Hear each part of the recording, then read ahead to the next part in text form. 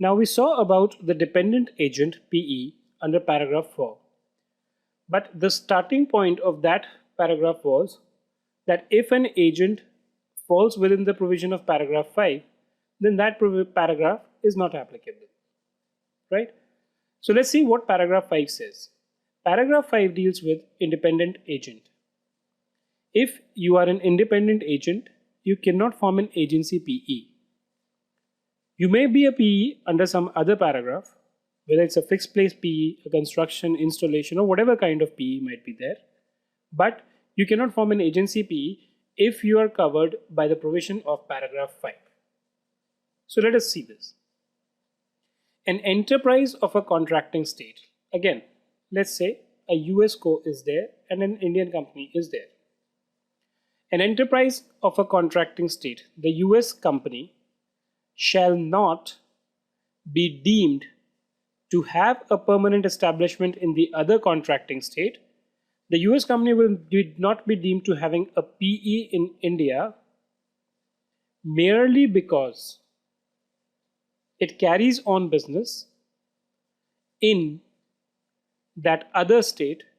Even if the US company is carrying on business in India, it will not be considered as having a PE in India if the business is carried on in India through a broker, general commission agent, or any other agent of independent status. Right? Now, this word independent status equally applies to the word broker and general commission agent also. So if they are independent, only then this is applicable. Right?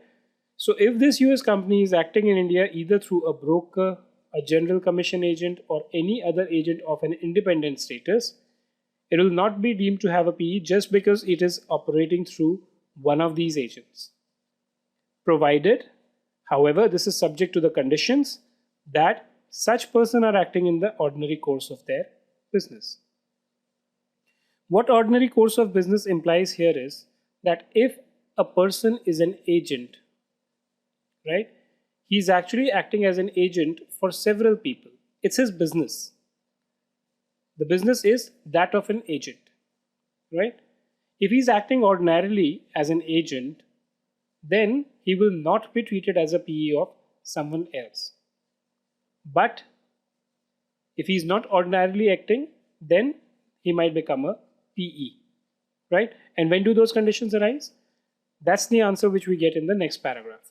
However, when the activities of such agent are devoted wholly, 100%, or almost wholly, 90% or more, right, on behalf of that enterprise.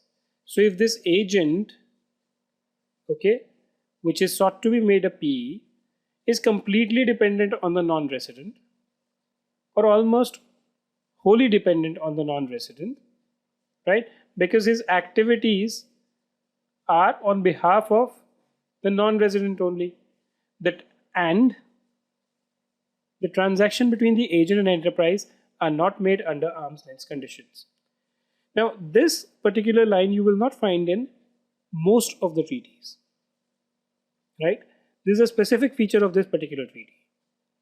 What this line does is that even if the agent is wholly or almost wholly acting on behalf of the foreign enterprise, if he's paid an arm's length commission or arm's length remuneration, right, then he will not be treated as a PE. So one, if I have to put it, point A is generally a foreign company operating in the source state through a broker, general commission agent, or any other agent of independent status will not be treated as having a PE just because it is operating through that agent, on the condition that the agents are acting in the ordinary course of business, right? But in case of an agent who is working wholly or almost wholly on behalf of the non-resident, this exception will not apply. Generally, this article ends there. But in the India-US treaty, they've specifically mentioned that there is an additional condition. If you do not satisfy that condition, plus you do not satisfy the condition of dependency on a wholly or almost wholly basis, it is only then that you become an agent of dependent status. He shall not be considered an agent of independent status within the meaning of this paragraph. So if I have to break this down in terms of the conditions, the first is the foreign enterprise operates through a broker, general commission agent, or any other agent of independent status. Such a person is acting in the ordinary course of their business, right? But if these two conditions are satisfied, no PE. However, additionally, you also need to see the operations of the agent. If the activities are devoted wholly or almost wholly on behalf of the non-resident, and the transaction between the agent and the enterprise are not made at arm's length. So if these two conditions are satisfied cumulatively, then it will not be treated as an agent of independent status. Some of the factors which needs to be considered for dependency could be in the form of a legal factor or economic factors.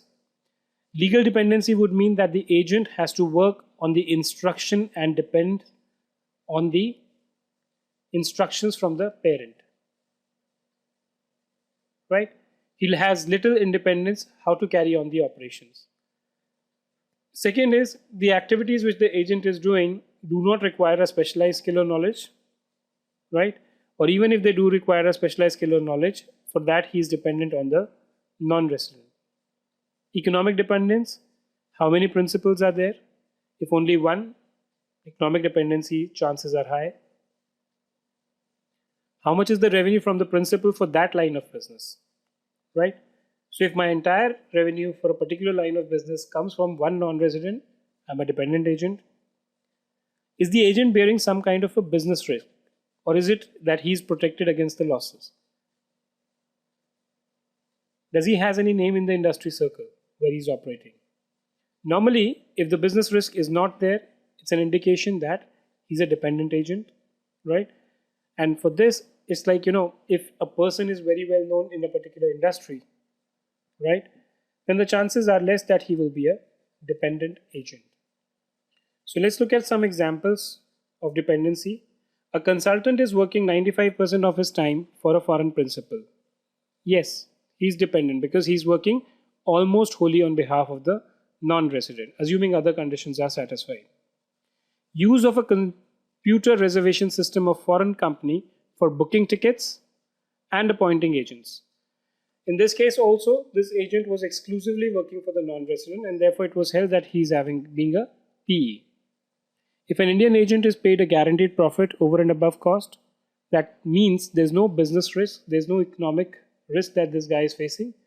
He has an economic dependence, right? Indian agent working for multiple principal,